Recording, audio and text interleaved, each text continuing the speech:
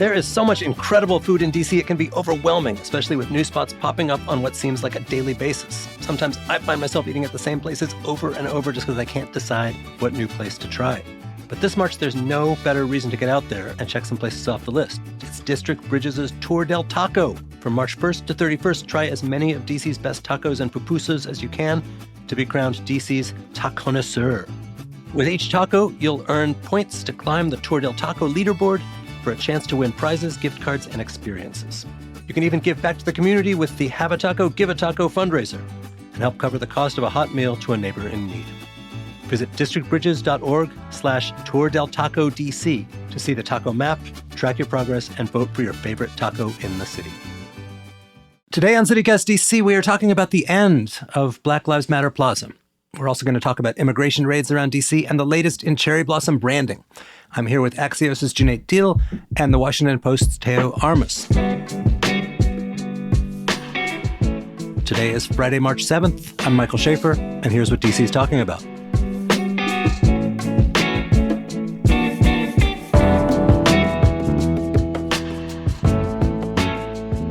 Hey, Cuneyt. Hey, Michael. How you doing? I'm good. Hey, Teo, thanks for being here. Thanks for having me. So this week, probably the biggest news, the biggest symbolic news, certainly around D.C., was the Mayor Bowser acceding, really without much of a fight, to demand by some members of Congress that D.C. get rid of Black Lives Matter Plaza. This is sort of part of a pattern, and this is, we've talked about this before, it's kind of Mayor Bowser's superpower of picking and choosing battles, and including just sort of like eating it on some stuff that feels quite, certainly symbolically important in the name of, as she put it, having bigger fish to fry. Cuneyt, you've watched the mayor, you cover the city hall. What's the vibe right now? It was kind of surprising that she said this on Twitter or X the other day, and yeah, I mean, I think it's exactly what you said. She picks her battles. This is one she's going to let slide. Andrew Clyde, this congressman from Georgia, Republican, was going to threaten to withhold federal funding if this wasn't removed. And really hours after his bill came out in Congress, she came out and said, well, we're going to get rid of the plaza. And actually, she tried to spin this as, quote, this was an evolution of the plaza that they were looking at for a while anyways, and that they're going to turn this, what looks like now, into some kind of art mural for America's 250th birthday next year. She is very clear, though, that these are battles she's going to pick and choose, and this is not one that she views as worth fighting for right now. And I mean, we can talk about this, but, a lot of regular people remember when that mural went up, right? And it was June 2020 at the height of police brutality protests. And this was something Mayor Bowser personally championed. She built this plaza, and it was a big rebuke to President Trump at the time. A lot of people liked it, and a lot of people across the country built their own versions of Black Lives Matter Plaza. It kind of went all over the country, too. Yeah, I keep thinking about the visual, because it is really striking, particularly when photographed from above. But it's like someone is going to get a picture or video of them painting over it. And it's going to be a pretty epic thing. When it came out, there's a long tradition in DC of like naming the stretch of some street in front of a foreign embassy of the government you don't like, after like a dissident, like after in front of the Soviet embassy in the 80s, they called it Andrei Sakharov Plaza or whatever. And Black Lives Matter Plaza felt like the same thing, except directed towards the government of the United States or towards the then president of the United States. And no surprise, now that he's back, he could choose to say like, oh, this just says Black Lives Matter Plaza. Who doesn't agree with that? But he remembers it accurately, I guess, as a personal rebuke. And people in his party, Andrew Clyde is the one who said January 6th was a normal tourist visit. People in his party don't much like it either for the same reason. So here we are. And I mean, I also remember at the time people were saying this was like literally the least Bowser could do. And, people who wanted the police defunded and stuff said, well, they're settling for paint on the street instead.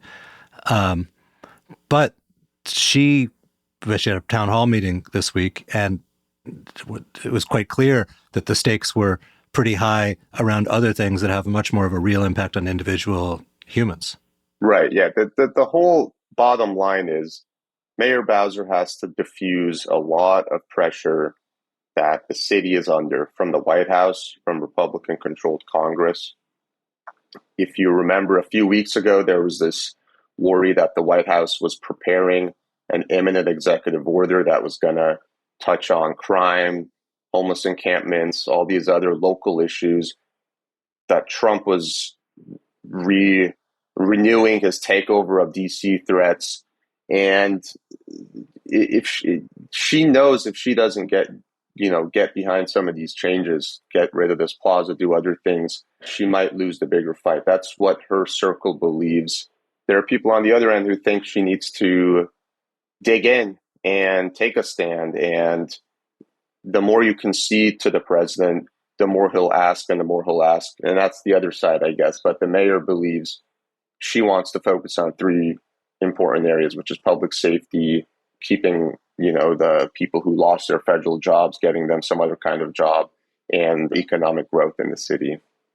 And all these other things, she doesn't want them to be a sideshow. Hey, were you in town when they put up Black Lives Matter Plaza? Yeah, I feel like that was pretty sort of momentous occasion, especially just because it happened like completely overnight, right? And everyone woke up and suddenly you had this big, pretty dramatic, pretty bold message, right? Like etched on the street. What do you imagine the response? Like, again, that's in my hypothetical, someone's going to capture them erasing it, and that video will go viral. What do you imagine the response will be to that? I mean, I think it depends on who you ask, right? I'm sure a lot of folks in DC, given, how left-leaning it is, will probably be pretty disappointed. I feel like I've already seen some disappointment to begin with. But you also have a number of people locally who, I think respect Bowser's sort of pragmatic approach to all of this, right? Like they get what she's doing and they understand why she's trying to do it. And then, of course, I'm sure there are also people, probably not a ton of them in DC proper, who, were opposed to that message being there in the first place. This is the thing, though, about symbolic politics is, while painting a slogan on the street could seem like a performative thing that doesn't actually make anyone's life better, the act of erasing that captures minds in a way that like no amount of individual people getting a letter notifying them that their Medicaid is being cut off will capture. And, obviously for a political leader, part of the job is deciding when to eat it on the stuff that doesn't affect humans or on the stuff that does affect humans. But in the sort of public mind, I sort of see it as the kind of thing that could become a kind of inflection point in people's memories of this moment. Yeah. And psychologically, you could say it maybe does affect people, right? Not in the same way as, something concrete like healthcare, but, people might be sort of feel really personally affected by that as well.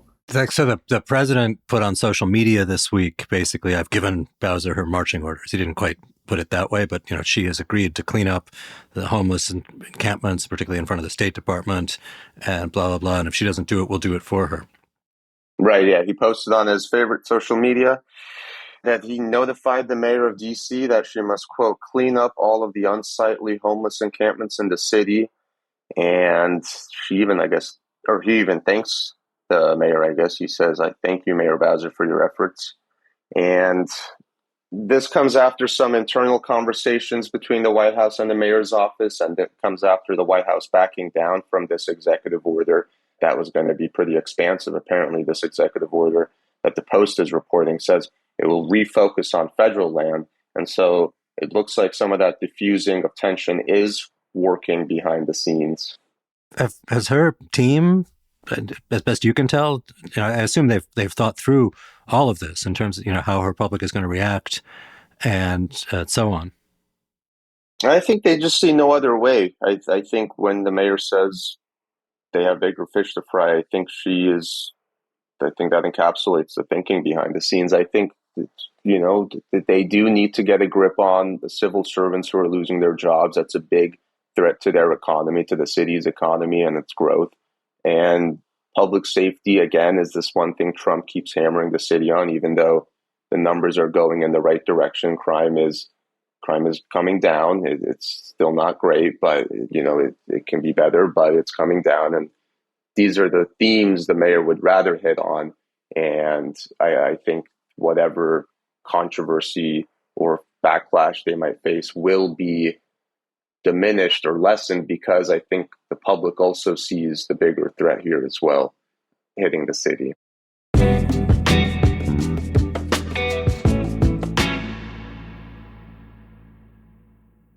Ever wondered why mosquitoes bite you? Or maybe you're curious about policy, like solving the housing shortage or bridging the digital divide. Or maybe you want to hear it all. After the Fact, a podcast by Pew, breaks down today's big issues with expert insights and real stories. Whether you're into the research or the personal stories behind it, we've got you covered. Get the stories behind the stats. Listen to After the Fact wherever you get your podcasts. CityCast is made possible by the Peabody Institute of the Johns Hopkins University, celebrating 1 year of performances at the Johns Hopkins University Bloomberg Center, located at 555 Pennsylvania Avenue, Washington, D.C. This spring, immerse yourself in the vibrant offerings at DC's newest venue for music and dance, featuring a full season of free performances. Experience a dynamic range of events, including orchestral, jazz, and chamber music, all presented by esteemed Peabody faculty, students, alumni, and special guests. Highlights of the season include the Super Collider Symposium from March 13th to March 15th, a symposium on algorithmic composition tools bringing together more than 50 leading researchers for presentations of art and science-based creative work, and Load Bang on April 30th, a New York City-based new music chamber ensemble performing works by Peabody composition faculty, including Guggenheim Fellows and Pulitzer Prize finalists. While all events are free, tickets are required for entry. Explore the full performance schedule, find out more details, and reserve your tickets at washingtondc.jhu.edu.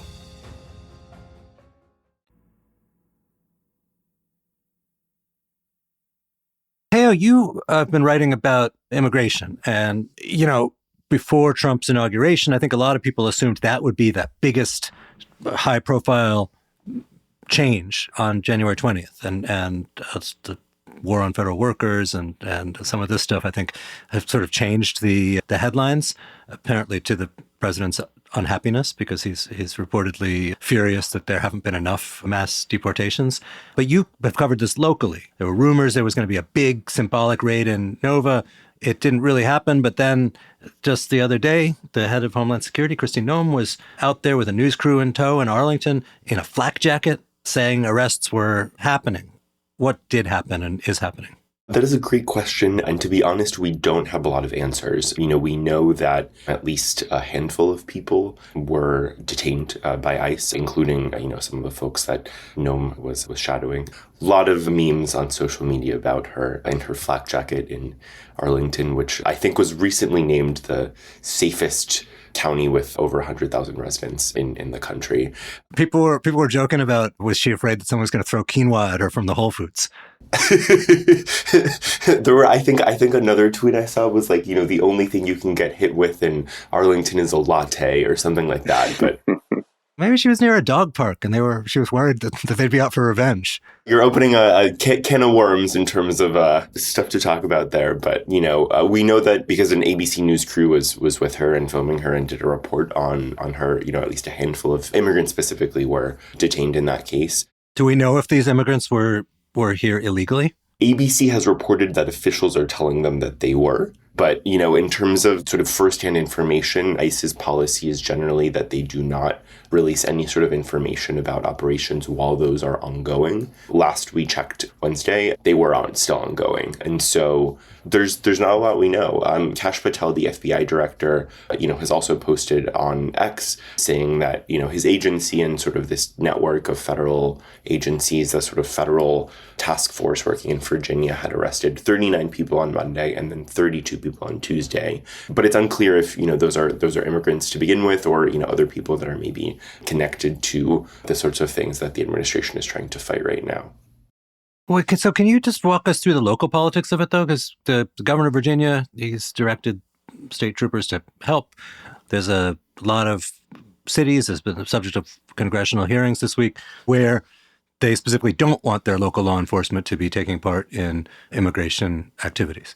What is the state of play in Arlington and Virginia and then in the region more broadly? So Glenn Youngkin, the governor of Virginia, last week issued an executive order that basically said state police and prisons had to cooperate with ICE agents. The Virginia State Police has already signed something called the 287G agreement, which essentially sort of deputizes part of its force to act as ICE agents. It is Unclear if VSP officers were involved in the actions this week. The fact that the order happened certainly has sort of raised a lot of questions.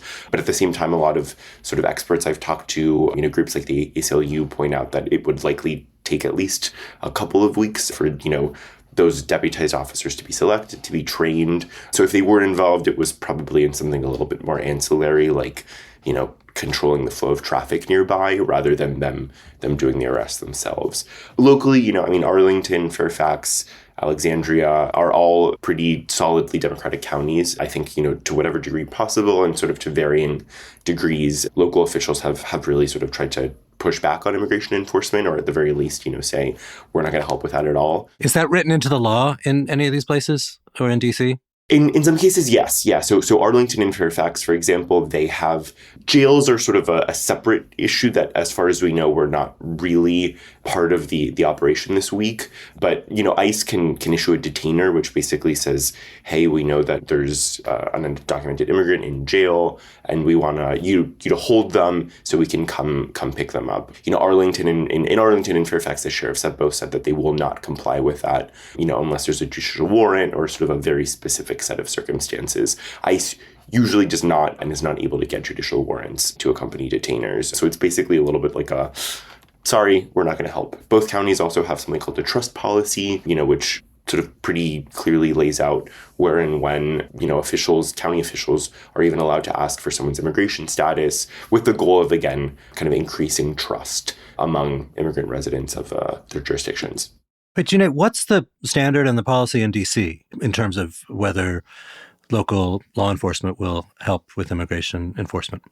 In December, Bowser has been asked whether they're going to cooperate with ICE arrests and activity, and she says, quote, "We will follow the law," which is kind of vague, right? But that is what the mayor has stuck to. We will follow the law. Whatever the federal government says is the law, we will follow the law. But the city has been advertising itself as a sanctuary city. DC law does limit how jail officials cooperate with federal immigration authorities as well. So I get the argument about local cops, which is that basically local cops want to bust robbers and drug dealers and murderers and rapists. And they fear that they will get less cooperation from potential witnesses and tipsters if those tipsters are worried that the cops will then go arrest them for immigration stuff. That makes a lot of sense. I'm less clear about what the argument is for once somebody has been detained. Well, I think if you talk to a lot of activists, it ultimately comes down to a due process issue, right? So ICE, it's a due process issue and it's also a resources issue, right? Like ICE does not have, unlimited amounts of time or amounts of people on its force. And so, the reality is that they often are not able to be there at the exact moment that someone is being released from jail. That's why detainer requests are issued, saying, hey, can you hold on to this person a little bit longer until we show up? The fact of the matter is, a lot of the times, those people have not been convicted yet. And, they would be held basically in jail longer than they are otherwise supposed to be held, simply because ICE is making a request, which does get into sort of, again, these due process and sort of civil liberties kinds of issues, right? If we were talking about a citizen, who's being held in jail beyond their release date, that would be grounds for a lawsuit. And that, that's been a legal issue that's been debated quite a bit actually in the Fourth Circuit, which includes, DC and Virginia and Maryland. So what do you guys figure is the next sort of beat in this story? I've seen all of this stuff about Trump really wanting to ramp up the sort of spectacular, telegenic mass arrests. Do we know anything for sure? Well, I think what's tricky and, what these last couple of days have shown is, I think there's a lot of rhetoric around this stuff, but in terms of what is actually happening on the ground, that's a different story. Of course, that's not to say that some people were not arrested and detained. I'm sure we will probably start to hear a couple more stories as family members continue to speak out. But I think it does point to the fact that the kind of sense of panic and the sense of fear is outpacing the actual like levels of enforcement so far. We're probably going to see something. I mean, the Trump administration is really trying to expand detention capacity. There are 2 detention centers in Virginia, not in Northern Virginia, sort of a little further away. I'm sure those will probably start to make headlines, I should say, more often. But we have to see it feels like they're sort of throwing everything at the wall and seeing what sticks. So I think more things are going to get thrown at the wall.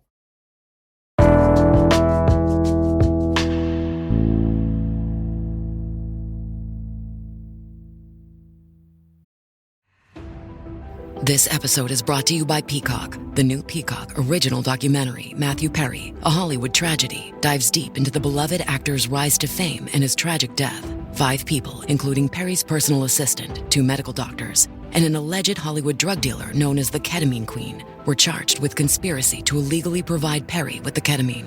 Explore the details of the case in this heartbreaking special, streaming now only on Peacock. Are you still quoting 30-year-old movies? Have you said cool beans in the past 90 days? Do you think Discover isn't widely accepted? If this sounds like you, you're stuck in the past. Discover is accepted at 99% of places that take credit cards nationwide. And every time you make a purchase with your card, you automatically earn cash back. Welcome to the now. It pays to Discover. Learn more at discover.com/credit card, based on the February 2024 Nielsen report. All right, so it is March. We've just had Mardi Gras, Ash Wednesday. If you look at your calendars, that means cherry blossom time is fast approaching too. The Washington Capitals, it's their 50th anniversary year. They've rolled out a new cherry blossom jersey that they're selling. Like, I've always thought of the cherry blossoms as something that like tourists care a lot more about than regular people. Maybe I'm wrong about this because, the Wizards have a cherry blossom thing going and the Caps and people seem to like it a lot. Are you all like cherry blossom likers? It's blown up, I feel like, in the last decade. Yeah, I grew up here and, I just feel like it's talked about a lot more. It's in all these motifs and jerseys and civic pieces of, art. But I guess for the age of Instagram, something like cherry blossoms is going to blow up. I like cherry blossom season. I don't know. There's like a lot of, commercialization around it, but it's always nice, on like one of those like really nice sort of first days of spring to go, walk down to the tidal basin and walk around, even if it's like full of crowds and tourists and stuff. Like, I don't know. Right. And then a lot of locals have like their own like secret other cherry blossom stand where they don't have to go in the mall. You know what I like about it? I've just sort of just realized this, like thinking about, I guess it was when the Wizards had a cherry blossom motif around Rui Hachimura, who played for them as a Japanese player, is that like the cherry blossoms are one of these things, one of the rare things in Washington that actually has nothing to do with like capital W Washington. Like our sports teams are called like Nationals and Senators and everything's red, white, and blue in America. And cherry blossoms, it was this like Japanese gift from like the 1920s or something. It's not red, white, and blue. It's pink. It sort of has nothing. It's not like the American History Museum or a memorial to one of our national heroes. It's just this rando thing. It could just as easily be in Cleveland or Tokyo for that matter. And I find that charming and in a way that's like nicely off brand for Washington. Yeah, I agree. It's an iconic DC thing that has nothing to do with the marble buildings or monuments, really, even though it's like right there. Yeah. Even though it's right there. But yeah, it's this whole other world. And, they almost, I've read that there was an idea of cutting them down during World War II as like, revenge against the Japanese for Pearl Harbor or something, but that they didn't want to be associated with it. And, it's a great thing that didn't happen. Absolutely. Not to steal DC's thunder, but I think it was like maybe 2 or 3 years ago, I was in Portland, Oregon, visiting a friend, and they have sort of similar, maybe it's not quite the same, but they also have a very nice selection of cherry blossoms, along the riverfront, and like people seem to make a very big deal out of it. So I don't know if it's like a, one on the West Coast, one on the East Coast sort of thing, but I was like, this feels very familiar. And then, I flew back home and it was peak bloom here like 3 days later or something. So. Teo, Cuneyt, thank you guys for being here. Absolutely. And listener, one last thing before we go, I wanted to let you know about a really cool event coming up next week. CityCast CEO David Plotz is going to be talking about podcasting and the local news scene at the Cleveland Park Library. It's March 11th. He'll also dive into CityCast's origin story, and it's free. So stop by the Cleveland Park Library on March 11th. That's at 7 p.m. It's best to register in advance. That link is in the show notes.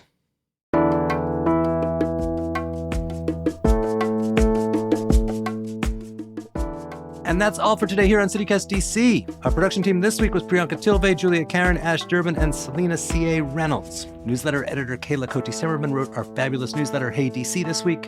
And our hosts are Bridget Todd and me, Michael Schaefer from Politico. Music is by Alex Roldan. If you enjoyed the show, why not go down to the cherry blossoms when they bloom and tell everyone there about it? We'll be back Monday morning with more news from around the city. Bye.